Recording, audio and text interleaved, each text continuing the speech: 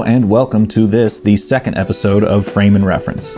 I'm your host, Kenny McMillan. I am a cinematographer, the founder of Albot Digital Cinema, a production company here in West Los Angeles, and a contributing writer of ProVideoCoalition.com for the past 4 years or so. This podcast is a conversation between cinematographers about the work. In the first half, we're going to get to know the guest in question, talk about their influences, how they got to where they are, that kind of thing.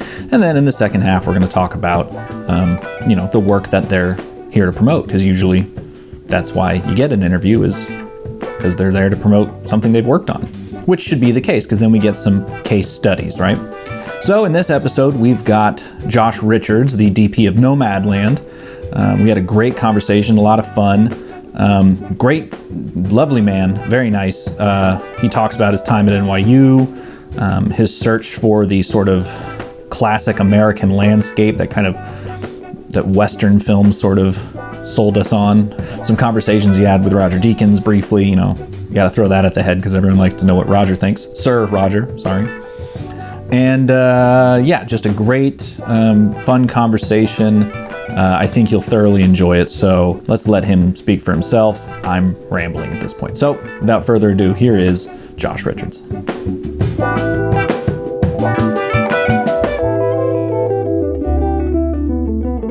Hello, so we've got Josh Richards here. He is the DP of Nomadland, and today we're going to talk about shooting the film, a little bit about himself, all that kind of stuff. It's the first episode of the thing that I've just named. What did I just name it? Frame and Reference, because we're talking about the individual frames and the reference that brought us there, both in life and in the film. So Joshua, say hello to the people.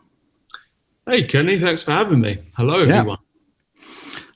So to get started, I just like to, talk about you. So what got you started in cinematography? My background, initially, I wanted to be a painter. Sort of fine art was my background. I think I just realized I had nothing new to say in that medium. Or if I did, it just seemed like such a daunting mountain to climb, And I was also, I loved photography, and I was always snapping away and loved movies. I was brought up on a lot of Westerns. My dad was a big Western guy, big John Ford and Anthony Mann and people like that. So I think those things just like a lot of us, mate, isn't it? Those things sort of all came together, and film just seemed so exciting to me, Even at a young age, it seemed pretty clear that it's still such a sort of untapped medium. I got really big into Charlie Chaplin early on, and then it was only when along with Westerns, and it was really only when I discovered people like Werner Herzog, Kenny, that I started realizing what film can really be, probably a little bit more outside of the Hollywood 70s stuff I was watching. It was like, wow, film can kind of, truly be this powerful form of language and communication. I hadn't really thought of it that way. And then I got my eyes set on film school. And for some reason, I grew up in Penzance, Cornwall, and not a lot of filmmakers come out of there. It's pretty, it's true. Like, for those who don't know, that is deep, deep southwest England. And it's a sort of fishing industry that's a little bit on its knees. So there's not much hope of becoming a filmmaker down there. But for some reason, I just got in my head, Kenny, that I wanted to go to NYU. And that's what ended up happening. I certainly applied there. Did you? And, I ended up going to Arizona State, so you can guess how they thought about me. Well, do you know what, though, mate? The whole time I was in New York, I was longing for that landscape, I was like, where do I have to go? Like Nomadland and these things. That's why I came to America, I wanted to get out into the heartlands, and I would ask my professors in New York, like, where do I have to go to this landscape I'm talking about? And they're like, probably like 5 states away. Yeah, I've noticed where you were. Yeah, well, now I'm in LA, so it's a little less exciting at the moment. But you ever been to Colorado? Yeah, we lived in Colorado for 2 years. Lived in lived in Denver, down on Colfax for about 2 years, and that was when we made The Rider. So, Okay. yeah, I mean, it's been quite interesting how the films have kind of changed our life, Kenny, because after making songs, I don't know, I just couldn't settle back into New York after that experience. It was quite a long time we spent out there on the reservation in South Dakota. And when I went back to Manhattan, I just couldn't feel comfortable anymore. So then we moved out into the sticks, to Beacon, upstate, which is where Chloe edited songs. And then we moved to Colorado, just to be near to the reservation, I suppose. And we'd fallen in love with the Rockies. Yeah. What'd you ask, by the way? What'd you ask? Oh, I used to run the college ski club, and I've been helping do that ever since. I haven't had to pay for a lift ticket in 11 years. I didn't obviously go this year, but so I'm in Colorado all the time. It's like and I get that. Like, I love LA. I love cities. I grew up in the Bay Area, but there's just something about the quiet of a mountain town, especially when it's snowing. Like, that's just, and there's also like a camaraderie that I don't necessarily feel in a bigger city. Yeah. And I think for me personally as well, mate, like when I was at NYU, there's a bar right next to NYU called the Apple Bar. And I do remember one of my professors saying, Josh, there's two kinds of students here. There's those that go home and write their scripts after class, and there's those that go to Apple Bar. And I know which one I was, Kenny. So what I'm trying to say is part of, for me, getting out of New York was also that silence you're talking about, being able to focus more and not sit around talking about your films, but just getting out and making stuff. So it's actually, in my career, that's been incredibly important, making that distinction. Stop talking about it, just do it. Yeah, that's actually something that I've talked to a lot of my friends about, even outside of cinematography. And that's, you can spend all day reading your favorite cinematography books, going on, there's certainly bad stuff on YouTube, but there's a lot of good stuff on YouTube, like this interview.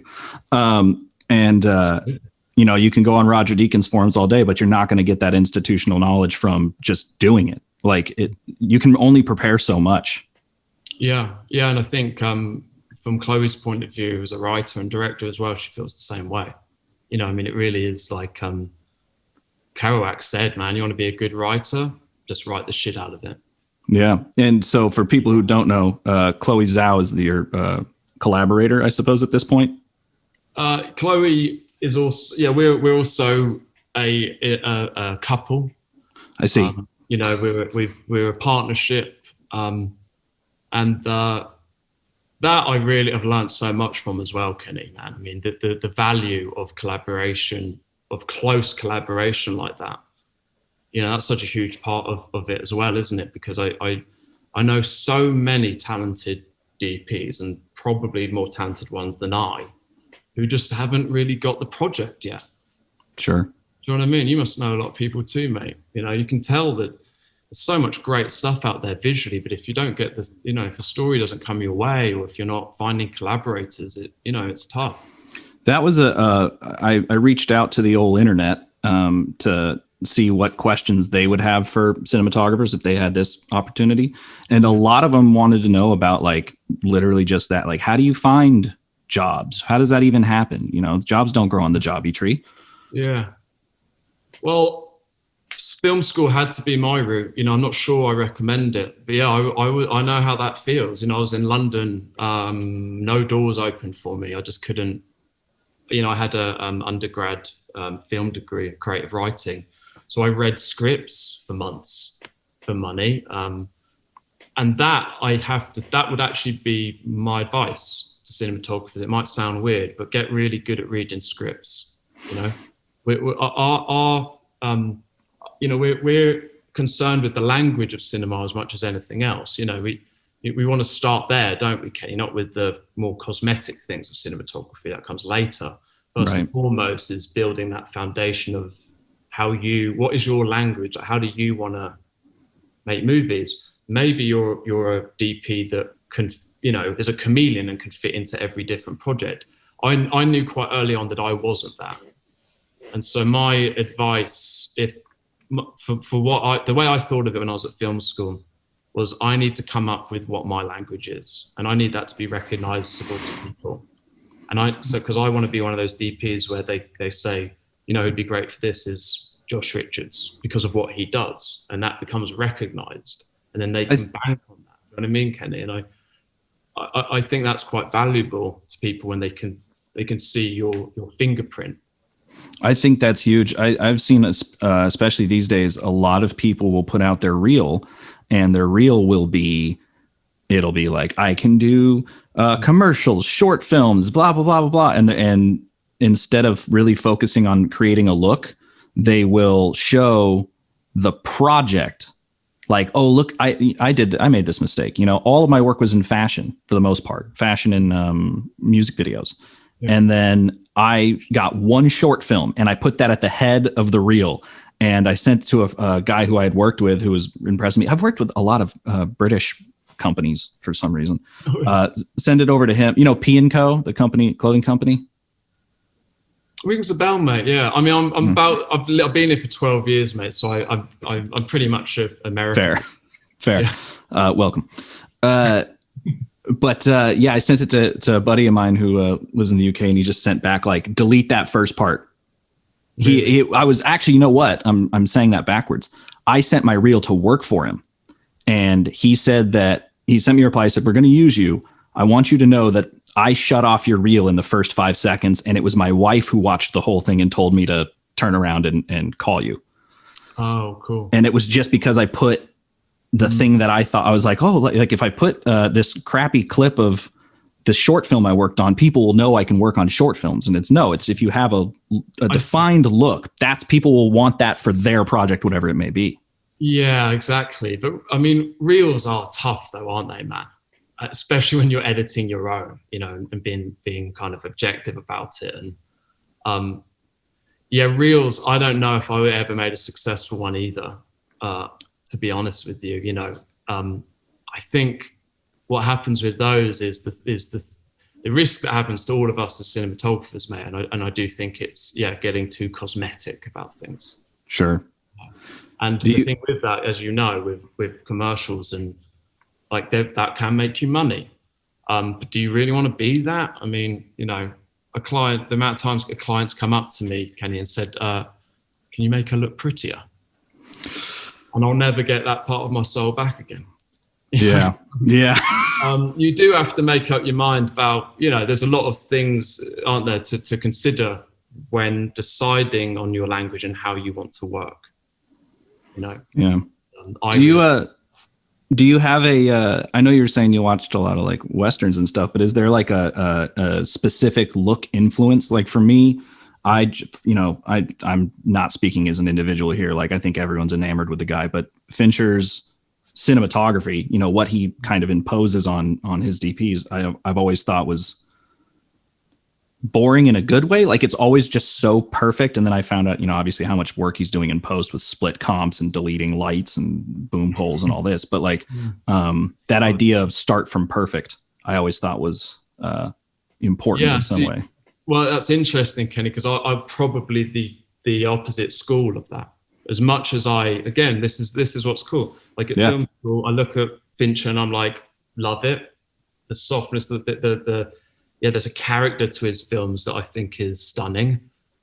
I'm just not going to be able to do it, Sure. And I knew that early on. And I'm like, and also that the technicalities of that excite me far less than for me personally, if I'm out in a landscape with a face that I like. Yeah. And that's what I discovered for me. And then you kind of just keep chipping away in your direction. And there's people who guide you. For me, it's probably Tarkovsky, I think. Okay. Awesome. I look at his films, I'm just blown, man. Like, I also saw and I was talking to Roger Deakins recently, mate. My good old mate, Roger. Yeah. Sir Roger. Sir Roger. Call myself a Brit, man. But he said he was like, because he said, I want to get to understand Tarkovsky more. And I thought that was really cool. It's like, I feel the same way. I like watching stuff that I don't quite understand. I feel like it's making me grow as a filmmaker. And I also watched a lecture that Tarkovsky was doing, mate, where he said if someone said, "Oh, that shot's like that shot in this film," then he wouldn't do it. If Yeah. a shot's being done, I'm not doing it. It needs to be completely new. It needs to be for the story. It can't be like another movie. So there you go. That's a completely different way of thinking about film, when compared to someone like Tarantino, for example. So, there's just so many ways to do it in this art, in this medium, isn't there?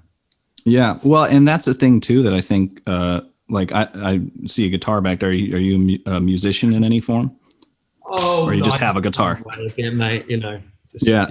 But so I'm a drummer, and I've always thought like there's something in my head that music and cinematography are like, or filmmaking and cinema and music are intrinsically linked. And one of those things was like when you're playing guitar and your favorite musician uses a certain pedal in a certain guitar, so you buy that stuff and then you sound exactly like him, and then you lose complete interest because you did it.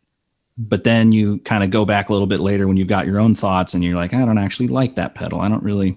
Did you find yourself doing that with cinematography, where you were copying first and then was like, all right, I'm done here? Yeah, because that's what you do in painting as well, Kenny. Your apprenticeship is just going to be copy, copy, copy, and then that's how you understand the technique. Now, what do you want to do with it? So yeah. I didn't kind of go at it in a technical way though. I wasn't like, I more just like watch Chris Doyle and just try to absorb the freedom of what he's doing, or the boldness of lens choice, or I'm more just influenced in that way rather than like, how exactly do I achieve that thing? I suppose I'm not, I'm probably a bit more in the Jackson Pollock school. Do you know what I mean, mate? Than anything too intricate in the way I approach things, if that makes sense. I've noticed in sort of your body of work, there's a lot of naturalism. Tchaikovsky is probably the answer there. But how do you this will dovetail us into the project you're here to promote, but how do you embrace naturalism? How do you use available light? Are you like really grip heavy over lamp heavy, or what's kind of your approach there? Yeah, definitely grip over lamp. I was forced to embrace it though, Kenny, do you know what I mean? So we were all starting with making films with no money and, and no equipment. But also, yeah, like you mentioned Tarkovsky, and also obviously Nestor Mendros and like Robbie Ryan is a, great, Akapor, all these guys really led the way for me in terms of natural light, and kind of going, oh, okay, well, I love how these movies look, and they're not using lights, so I'm good, right? What Malik's been doing, and I just honestly love it, man. No day is the same. You can never quite plan what it's going to be. Weather is a sort of a common enemy that like unites everyone, isn't it? In a weird way. Sure. Found that like, a lot of the dramas of the film set kind of go out the window when we were all chasing the sun. There's definitely something to be said for, obviously you want to enact a plan, but that common enemy thing definitely like stops arguments. If you have too much room to think, you'll start to bite each other. But if people start going inward, don't they? Me. But in the landscape and the weather, it's like, no, the film. Remember the film? So it's really helpful in that way, Yeah. So go ahead. Well, I mean, we could talk all day about natural light in a sense, but I also realized talking to you, mate, I never had like mentors in cinematography either. Did you? No. Yeah, like we're quite alone. You can quickly feel quite alone and in a void, can't you, as a cinematographer? Because you don't really, I don't know about you, I don't know many other cinematographers. I don't really hang out with other filmmakers. So sometimes I could probably do with a little more camaraderie and learning from my peers a bit more, or just feeling like we're bouncing off each other, because for the most part it's all happened in a vacuum, really. Yeah, no, I'm exactly the same way. There's I know most of my friends, like I'm lucky where all my friends from college moved to LA with me, and so we've known each other for 12 years. And we were all in film school. So, but no one, I was the only cinematographer, a couple editors, a couple directors, whatever. So even when I make stuff, they're like, "Oh, good job," and they don't watch it. The classic, the old classic. But yeah, I think I know one cinematographer. He lives across the street from me. His name's Johnny Durango. Damn, man. Yeah, great name on Johnny. He's already on his way with a name like that. Yeah, he got directorofphotography.com. No. I don't know how he pulled that off. Wow. Yeah. I mean, it's a strange relationship, though, as well, isn't it, between us DPs and filmmakers in general? You can quickly, it's the first thing people say. "Oh, you should meet my friend who makes movies," and la-di-da. And you just think, not really, no. Yeah. Or they're like, "Oh, my friend directs movies." "Oh, really? What did they direct?" "Well, right now they're writing the script, but you should shoot it." Yeah, that's the one. Yeah. "Oh, dude, I've got a script. My friend's got this script. You should. It's good." Yeah.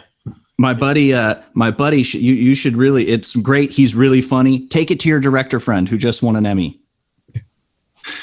Yeah, we have to take it on the chin, don't we? It's like when I was doing creative writing. But every pub, everyone's got a film. Everyone's got a script and a story. They just haven't got round to it yet. Oh man, in LA, there's definitely I can count probably twice off the top of my head where I was in an Uber. Inevitably, what do you do? So, cinematography. "Oh, if you look behind the seat there, I got my script." Really? It's so cool, though. I love it. Is. I love it. It's about that thick, Yeah, have you edited this?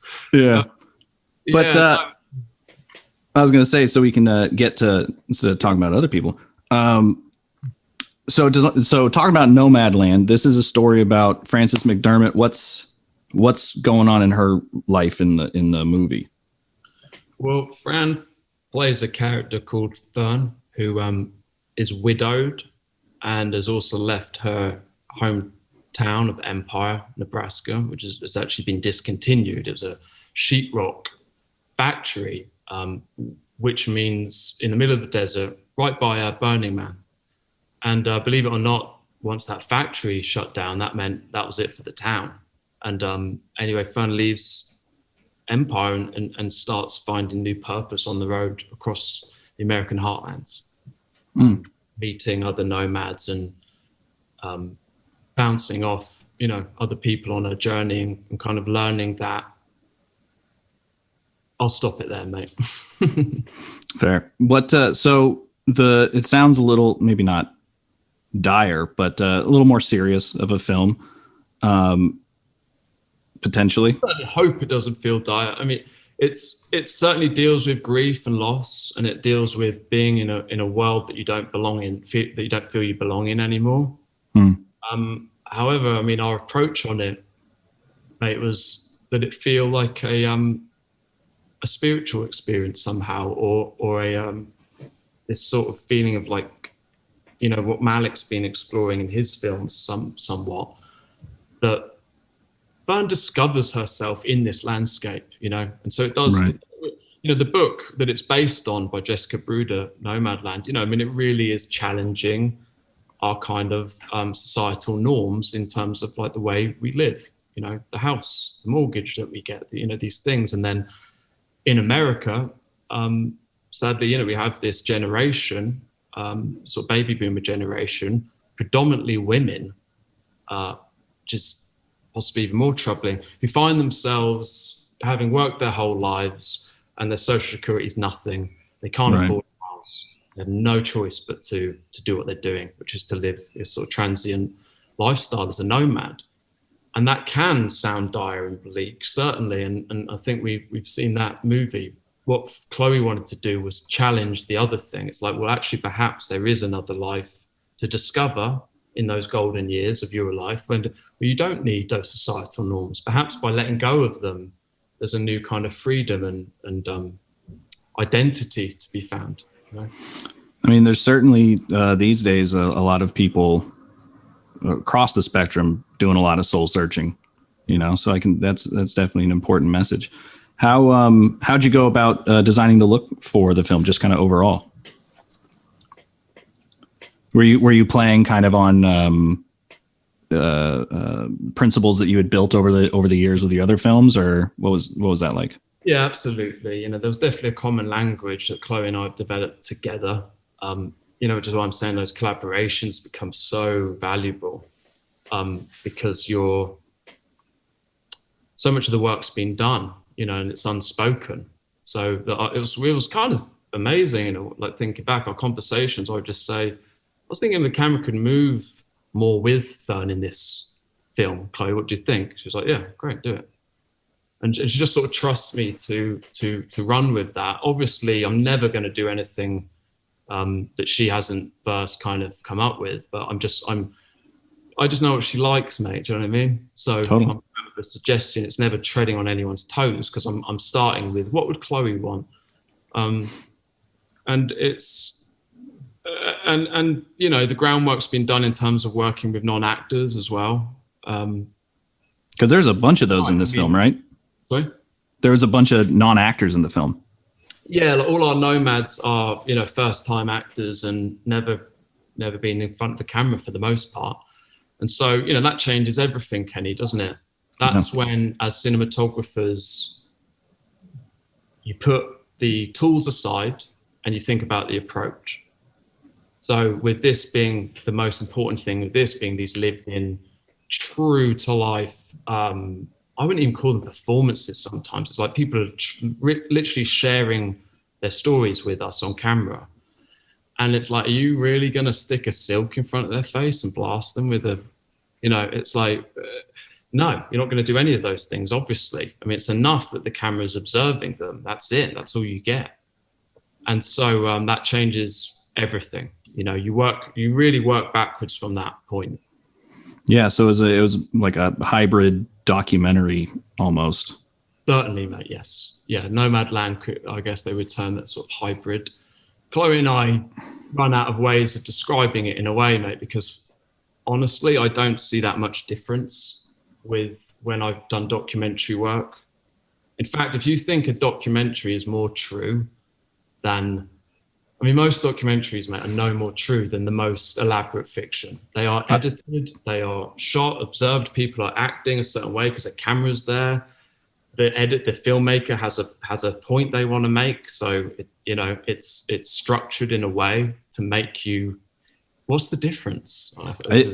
If anything, a documentary could be more manipulative because the assumption is that you're watching someone's truth, but the edit can absolutely warp people's meanings, words, anything. Michael Moore, I find him a kind of a dangerous documentary filmmaker because he does that. And it's like, look, yeah, but you're asking me to trust you, man. I shouldn't have to. You should just give me the facts, Yeah. And he does it very tongue in cheek as well. It's like he's assuming but not everyone is as educated of a film viewer. Yeah, exactly. Yeah, like turning around on Charlton Heston in Bowling for Columbine, for example. It's clearly one camera. Yeah, it's shot like there's two. So they literally shot Michael Moore's reaction after the fact. That's what we did on Nomadland. Oh, okay. You know what I'm saying? It's the same thing. But obviously what's different is, no, Josh, but in the film there's a script and there's, yes. But as we both know, when you start doing a documentary, there's definitely a map of what you're trying to say. So I would just challenge the labels a little bit as well. Sure. Because I would also argue quite an interesting thing happens when you approach people with these films, because like on Pine Ridge, for example, the Lakota Indian reservation, they are sick to death, mate, of people coming there and filming them, with a long lens and like gorillas in the mist, right. Like, oh, look at you still exist. And they're just like rolling their eyes. But then when we went in and we were like, the reaction was, really, doing a documentary? And then we're like, no, it's a movie. Do you want to be in it? They're like, totally, that's awesome. What's it about? So it's actually, there's an empowerment that happens, and actually I would argue that they settle into it, and it's really a collaboration. I really enjoyed it, mate, and found it deeply satisfying to make films with these people in this way. Well, and I've always said, like, everyone likes being on camera, whether they say it or not. What they don't like is being exposed. They want to be celebrated. Anyone does. And I think in a documentary setting, there's danger of being exposed. But if you have lines or if you have a goal in head, I think you can work towards being celebrated. How many takes were people asking for? Yeah, well, again, with this approach, usually Chloe would start with the the nomads or the first time actor and ease them in. As you say, you're right. It does. What it does is like Carl Rogers, the clinician. He came up with this thing of like therapy and the ways to ask people questions. And he said a really interesting, and I read it before doing Nomadland, and because he said like you need to look at people as the expert of their own experience. And I was like, that's so awesome in exactly what Chloe's trying to do. Because if you can write for that person and if you can write for their story, they will be it, Yeah. So once the camera comes onto them, it's perfect casting. Chloe's just done it backwards. Okay, she just started with the character and then wrote the script for that character and that person.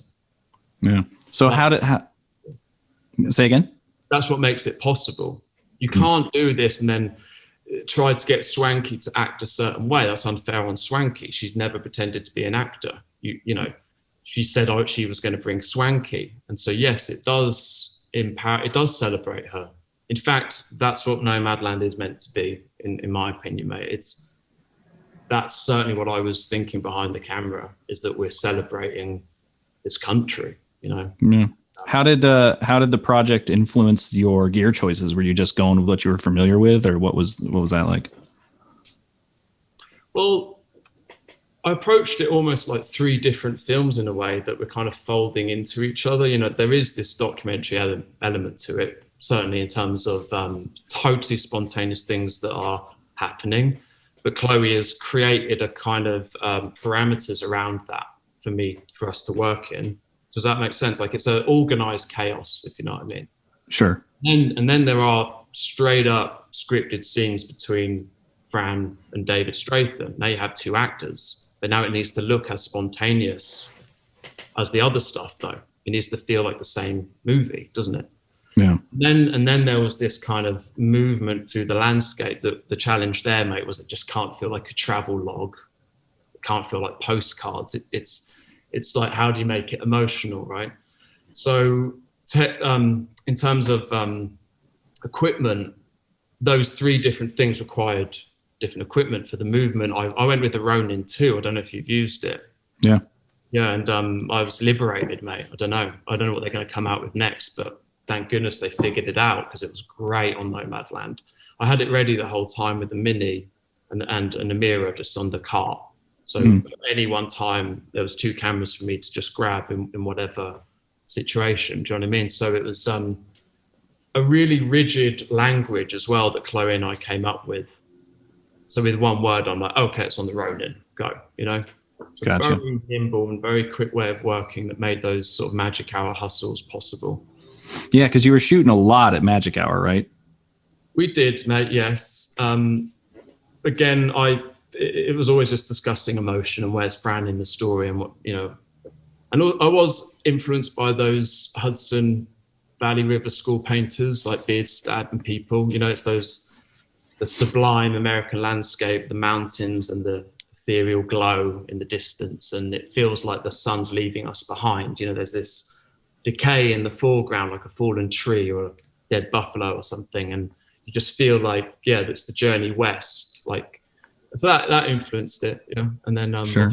Grapes of Wrath and John Ford movies, and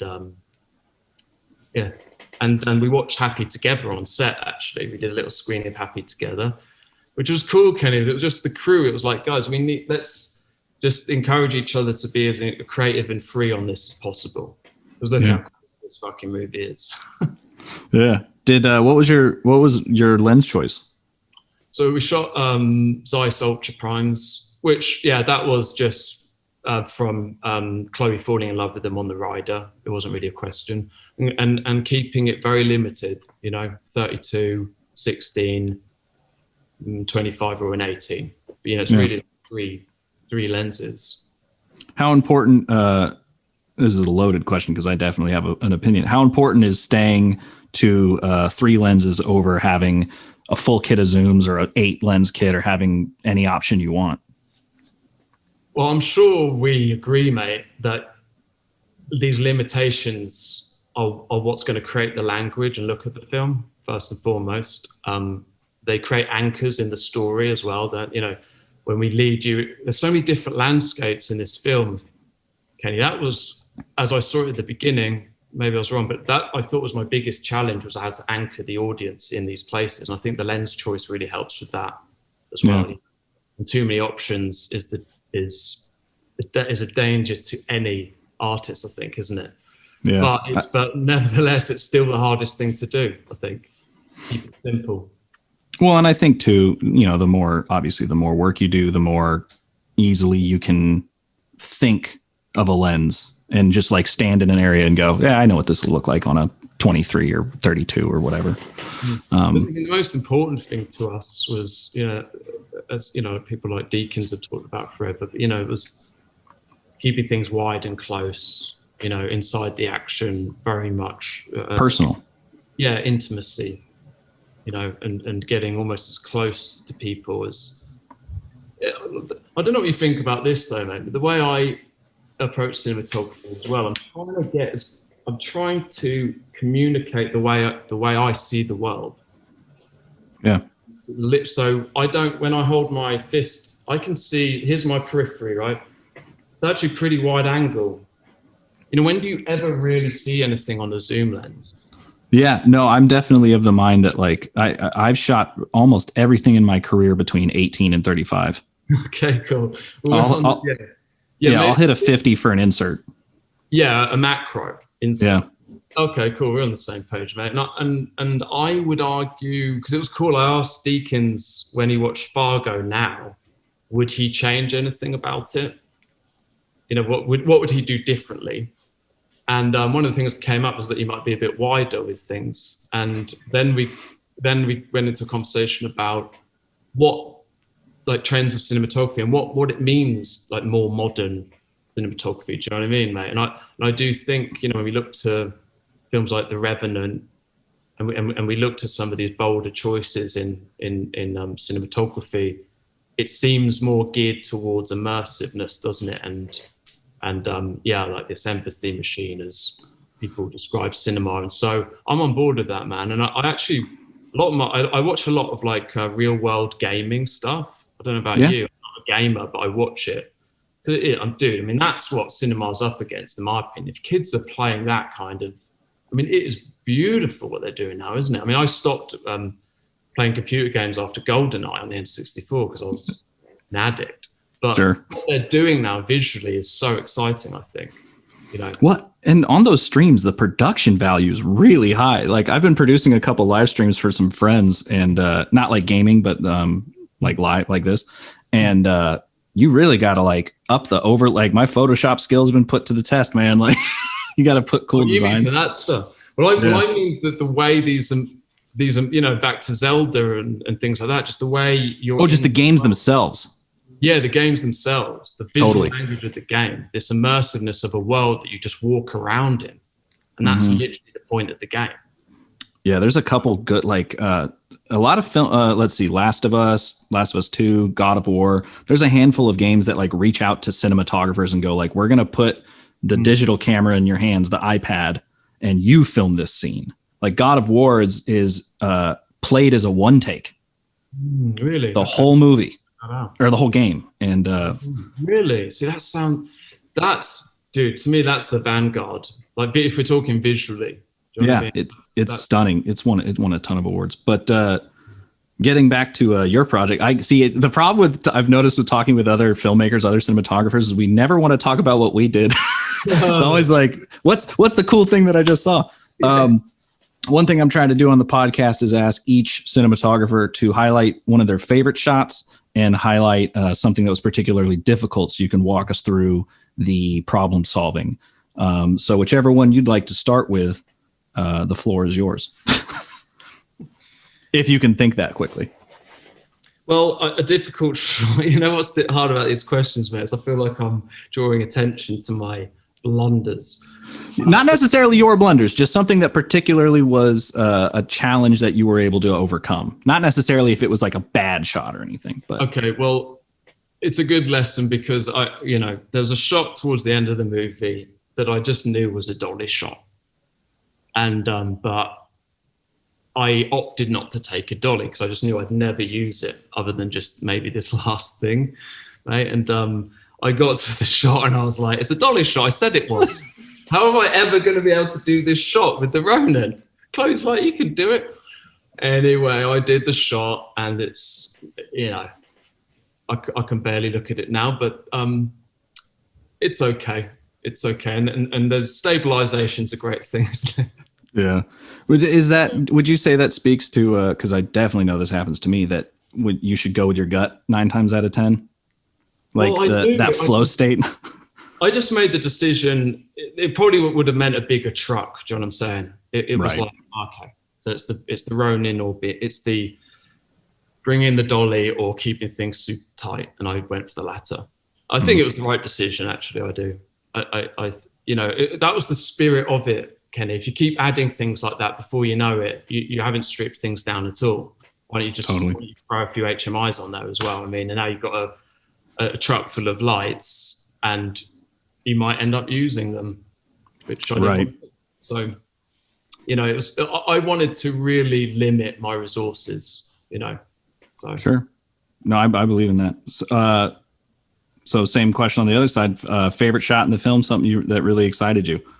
Or just like, I think I've just got to go with close up, man, because that's what I love, dude. That's what I love about cinema. Bergman's quote: "It's the art form of the human face," and I love the way, because it just brought everything together. Like the way Chloe and Fran worked together. When she stood in the doorway at the end of the film, there's a close up of Fran, and I just love everything about her face. And there was a critic that described Fran's face as a national park. She is a national treasure. She's a national treasure, man. And that's something else to talk about, Kenny, is I mentioned it earlier, but when it comes to lighting and makeup and dealing with, on certain projects, obviously, you want to make sure you have the actors back and they need to look a certain way. However, on a film like this, man, if you're not celebrating the lines drawn in people's faces, then you shouldn't be shooting it. I describe that, especially I do color work on the side, and I always say, do a buddy a favor. If you see like a pimple, doesn't need to be there. I know how to get rid of a pimple in Resolve, but like if you've got, a craggly face and it's supposed to be craggly, like maybe a little bit of mid-tone detail to heighten that, the way you light it, I just think lines are beautiful. Yeah. And I remember at film school, I don't know how cinematographer was for you. I mean, it was amazing. I didn't know what an f-stop was when I arrived at NYU. So Sandy Sissel, Tony Gianelli, Peter Stein, Tom Richmond. I just owe so much to them. They encouraged me endlessly. However, I do remember some discussions. We were watching a scene. I won't say which film, but there's a scene where the actress has a particular vein that kind of, to her vein, it protrudes a bit. She's emotional. And it was a discussion about, is that a mistake on the cinematographer's part? And I felt really strongly about it. Absolutely not. No, it's beautiful. In fact, the scene was about her remembering when she was the beauty queen at the prom or something. So the more wrinkles, the better, isn't it? But you know what I'm saying, mate? There's a sort of go-to thing sometimes in this industry and with cinematographers where you're not thinking, you're just making something pretty. And that's not, man, because, That's definitely, I think, early in their career cinematographer move is to just make everything a pretty shot. Yeah. What does that mean? Often, is it 3-point lighting? Is it supposed to look like it's on stage, You can teach a mum 3-point lighting. Do you know what I mean? No, it's tricky, mate. I mean, I also feel like, what was I going to say? Because Deacon's talked about it a lot as well, man. You know, the sort of the cosmetic trends we're seeing in cinematography. You know, I think, and it troubles me a bit because it's being led by the commercial industry and music videos. Yeah, it's not coming from storytelling. Yeah. Well, I literally could talk to you for another 2 hours about this kind of stuff, but we gotta wrap it up. So just to end it, you know, I like to ask, you know, what advancements excite you about cinematography? You know, what have you done, especially during this year, that's helped you creatively? And do you have any more personal projects or anything on the way? Sure. Yeah. I mean, I'm excited by all the fact that these cameras are getting smaller and smaller. You know, it's like that Francis Ford Coppola prophecy back in the day. Remember that? You basically YouTube, and that's where we are, mate. And I am on board, dude. I am. The more the smaller these cameras can be, and the more people can make movies and them look aesthetic, you know, look cinematic. It's so exciting. I think, you know, 10 years we'll be watching YouTube, mate. In fact, even now, I just watched something the other day. There's a little girl in Pine Ridge just filming a horse outside her trailer home. This beautiful white horse. It just runs off into the Badlands, and it's like one of the coolest little short movies you've ever seen. So I think I'm excited for the sort of professionalism to get broken down a bit, and then we can really start taking off as you know, an art form. It's totally good. Yeah. So, what was the last part? Personal projects, anything that you're doing that you enjoy, you know, photography, other movies, music, whatever. Yeah, well, I've been writing a lot, and Chloe and I we were sort of setting up other projects in the future, and sort of generating our own material, really. So I think I'm going to take on oceanscapes next, mate, which might be a horrible idea. But, you know, I grew up by the sea, so I'm excited. Let's try and I was so inspired by this film Leviathan, not the Russian one, the GoPro one on the fishing boat. Mm-hmm. Man, that's exactly what I'm talking about, Kenny. So yeah, pretty exciting. Awesome. Well, I also grew up, like I said, in the Bay Area next to the ocean, so I will look forward to that. Well, let's hope it happens, mate. Fingers crossed. You never know. Yeah. Well, thanks again for being the first guest on Frame and Reference. I really appreciate it. And to everyone listening, you'll hear us next time. Thanks, Kenny. So once again, thanks to Josh for having that conversation with me. I had a great time. I hope you did too, listener. I will say he did mention how Tarkovsky influenced him, and I realized that I hadn't actually studied any Russian cinematographers, especially not in college, but even recently, which is an oversight on my part. So I went and got his book, Sculpting in Time, which you can see right here if you're watching the video version. If you didn't know, actually, I should bring it up. Frame and Reference comes in 3 formats. You can read it at provideocoalition.com. You can watch it at youtube.com/owlbot, OWLBOT. Or you can listen to it. Hopefully, that's kind of what you're doing now. It's available on most any platform. But anywho, Sculpting in Time by Andrei Tarkovsky here. I'm going to really enjoy that because there is a sort of documentary style, I'll say, cinematography out there that I briefly studied and then got really more into more formal cinematography myself, even though almost all of my early work was very documentary style. So I was doing that more intuitively and not as an educated cinematographer, as it were. That came later. But enough about me. Once again, thanks to Josh for having that conversation with me. Thanks to Pro Video for distributing this. And thanks to you for listening. You will hear us in the next one. Frame and Reference is an Owlbot production. It's produced and edited by me, Kenny McMillan, and distributed by Pro Video Coalition. Our theme song is written and performed by Mark Pelly, and the F&R Matte Box logo was designed by Nate Truax of Truax Branding Company. You can read or watch the interview you just heard by visiting provideocoalition.com or youtube.com/owlbot respectively. And as always, thanks for listening.